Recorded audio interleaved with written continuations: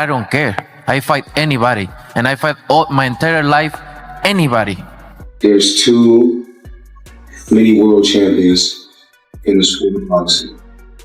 It's crazy. I don't think he'll want to lose to Crawford, a much smaller guy, just because he's at the end of the road. But the fight's so big and the money's so big, he's going to have to take it. When asked about Mayweather training with Crawford, Canelo responded firmly, saying he doesn't care who Crawford works with. Confident in his own experience, he added that he's been fighting his whole life and is ready to face anyone, no matter their height or who they train with. Which fight was more difficult between Mayweather or Bivol, and why? I think both are similar. Just Bivol is bigger, so I think Bivol. Eddie Hearn shared insight into Canelo Alvarez's mindset ahead of his fight with Terence Crawford. According to Hearn, Canelo is driven by a desire not to lose to someone from a lower division. While pride is a major factor, financial considerations also play a role. The size difference could work in Canelo's favor, but Hearn emphasized that Canelo isn't taking the fight lightly. He's pushing himself hard, fully aware of how damaging a loss to a smaller opponent would be to his reputation. He'll want to lose to Crawford, a much smaller guy, just because he's at the end of the road. But the fight's so big and the money's so big, he's going to have to take it. I bet he retires after that fight. No, really? Yeah. Yeah. Why would you carry on? Like, you fight Crawford. Who else is there for Canelo Alvarez to fight? David Benavidez, yeah. But he's just not going to, like, the size of Benavidez. Is Benavidez going to come back to 68? I don't know, like, again, the same thing. I don't think Canelo would want to lose to Benavidez because he's not the fighter he was. Do you know what I mean? Like, there's a lot of pride for those guys.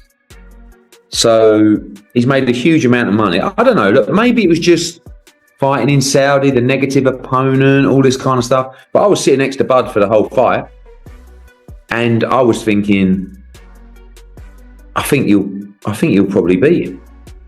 Oh, you know? wow. Don't get me wrong. It's a very tough fight for both. Great fight, but the movement of Terence Crawford and the ring IQ.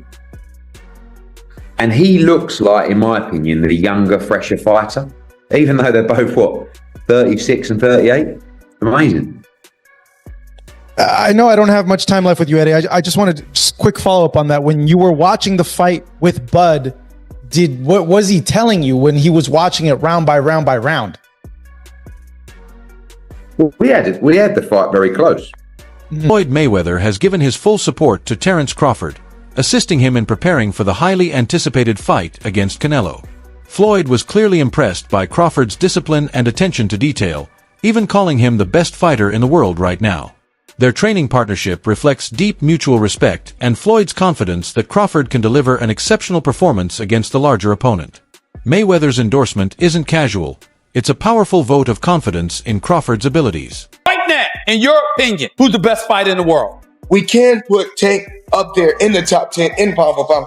He has to be somewhere in pound for pound. And Canelo done something that is amazing when Canelo was able to go to light heavyweight and become light heavyweight champion, something that I didn't even see him going up that heavy, and he did that. So, but as of right now, I have to put Terence Crawford as number one. Floyd didn't hold back when talking about Canelo's skills, downplaying the challenge of beating him.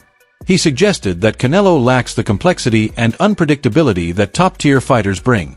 Floyd's own experience in the ring with Canelo supports his view, as he made it clear he didn't find the Mexican star especially difficult to handle. While his comments may seem blunt, they reflect his confidence in Crawford's chances in the upcoming fight. It's really that they don't want, it's not that they don't want to see Tank win because they feel like it's beating me because I dominated the fight game for so long. But these same writers out here, they praise Canelo. He can pick and choose who he want to fight.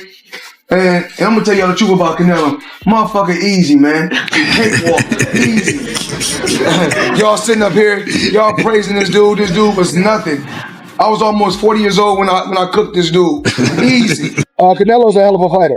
There's a lot of great Mexican fighters. That's not for me to rate fighters.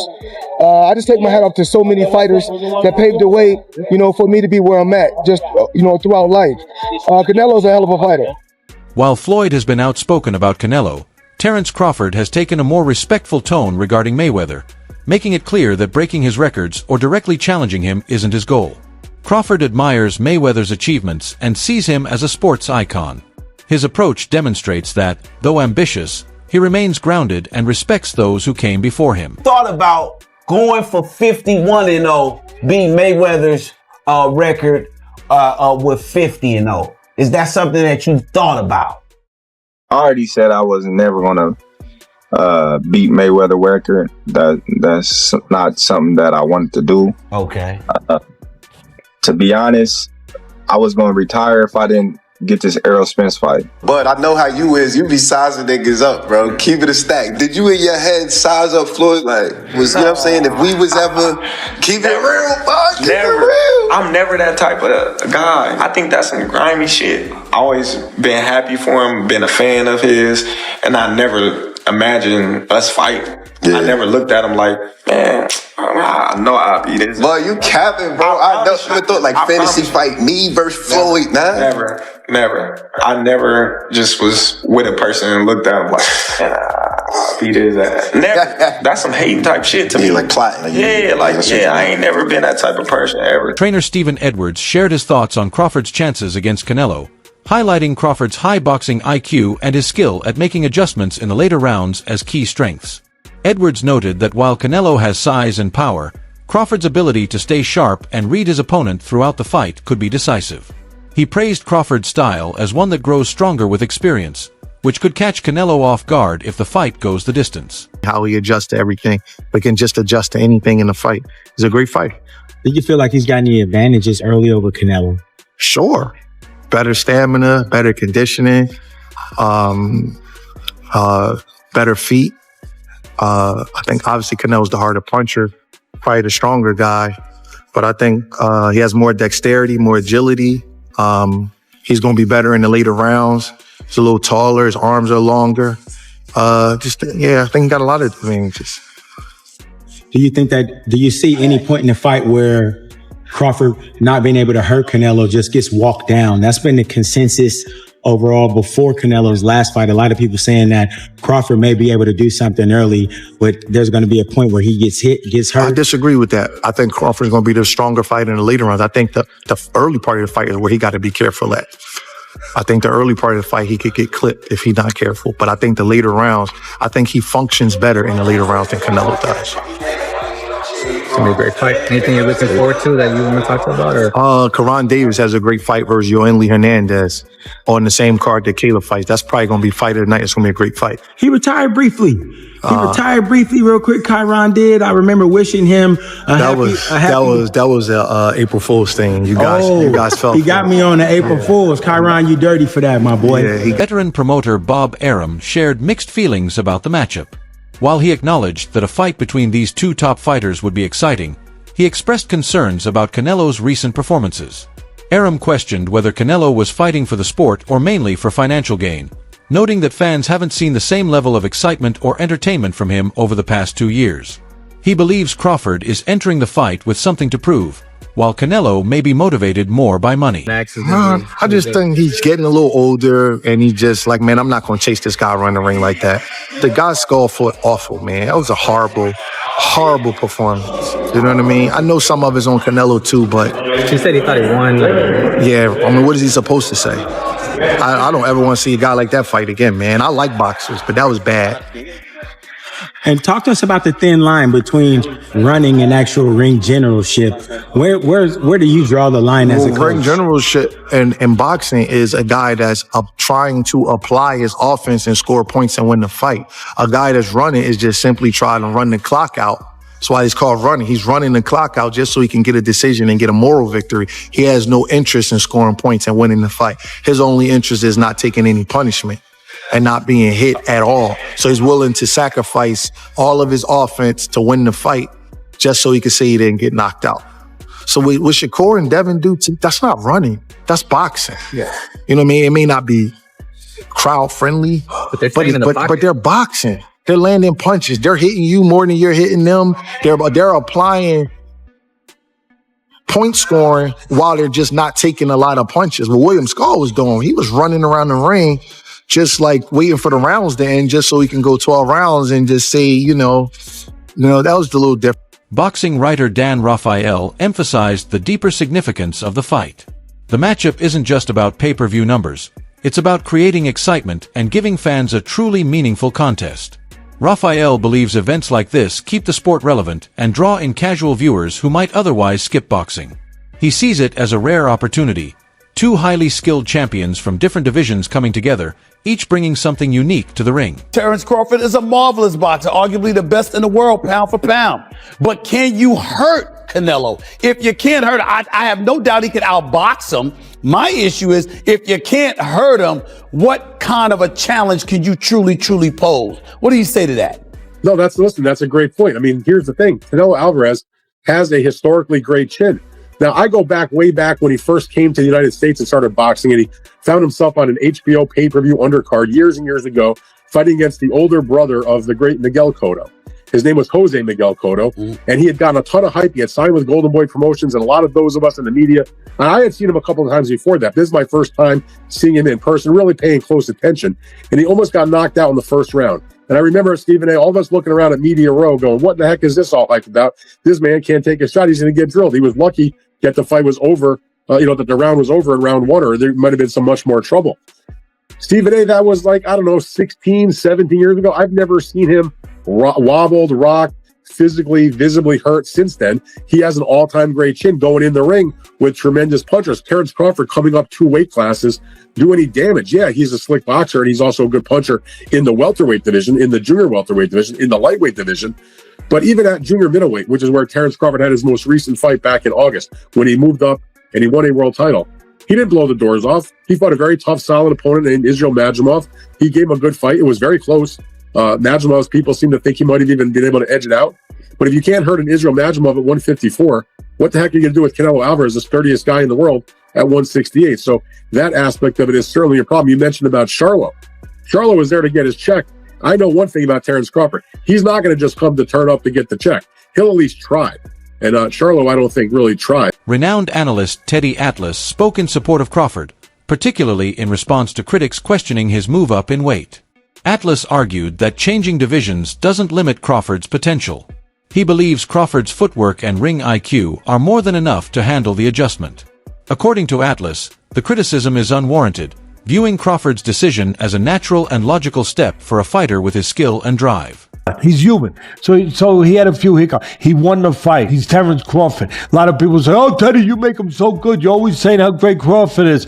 But who's he beating? He unified the, what was his first division? Lightweight, then he unified the junior, then he unified the junior welter, then he unified the welter. I think I got the weight classes right. It doesn't matter. He unified 3 different weight classes.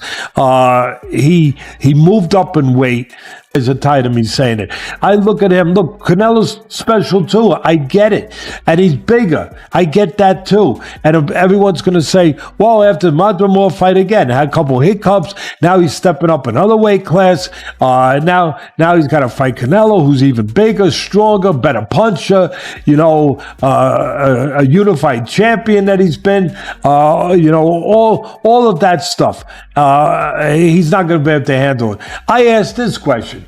See, I go to the other side. I say, okay, yeah, can Canelo handle the smaller guy who's going to be faster, who's going to be slicker, who's going to be better defensively, who's going to have better legs, who's going to be able, sometimes Canelo at this point in his career can slow down a little bit. They're both getting older. I get it. Rather than making excuses or playing the underdog, Crawford has addressed questions about size and strength with calm focus. He acknowledges the risks but doesn't dwell on them, viewing the challenge as an opportunity to showcase his true abilities. Crawford treats it as a mental and technical test rather than a battle of raw power, determined to prove he can dominate even outside his natural weight class. Floyd Mayweather offered perspective, recalling his own fight with Canelo. Despite entering the ring lighter, he controlled the bout, demonstrating how strategy can overcome physical strength. His victory was built on timing, distance, and defense rather than sheer size.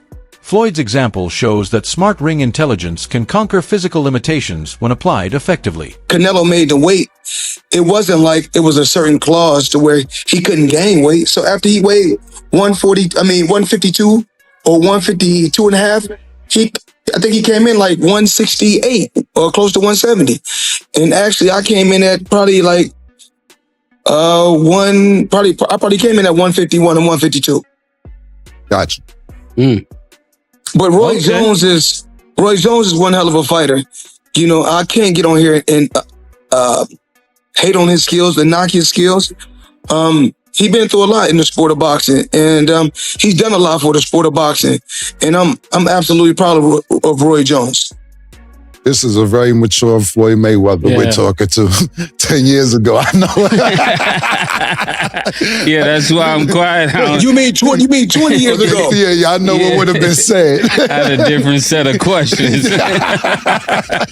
Drawing from his own experience, Floyd advised Crawford to focus on strategy and execution rather than avoiding the fight. He emphasized careful planning, believing that success comes from following a well-thought-out game plan and staying composed under pressure. Speaking as someone who's been in the ring, Floyd stressed that the key to beating Canelo isn't raw power, it's outthinking him over 12 rounds. Crawford jumping up from 154 to 168 and beating this quote-unquote version of Canelo Alvarez would diminish the accomplishment that Floyd Mayweather accomplished beating his version of Canelo Alvarez. Is it two different versions of Canelo Alvarez? And obviously, Canelo Alvarez is 62 wins, 2 losses, 2 draws, 39 big wins by way of knockout. He's a first ballot Hall of Famer. He is obviously bigger. When Floyd fought him, it was at 152 catch weight, but it had no rehydration clause. So you might as well just say it was at 154. Now, two things they have in common is that Floyd Mayweather was 36, 37 years of age. Terence Crawford is 37 years of age, going on 38. So he'll be 38 when he fights Canelo Alvarez. Floyd had already had 2 fights at 154. He had the fight with Miguel Cotto, and he had the fight with Oscar De La Hoya. His coach, Brian "Bomac" McIntyre, took the opportunity to respond to critics questioning Crawford's credentials. According to him, many of Crawford's past opponents were highly respected before facing him, and Crawford defeated each one cleanly and fairly, never relying on weight advantages or unfair tactics. He emphasized that Crawford's focus has always been on building a lasting legacy through honest, competitive fights rather than taking shortcuts or chasing quick money.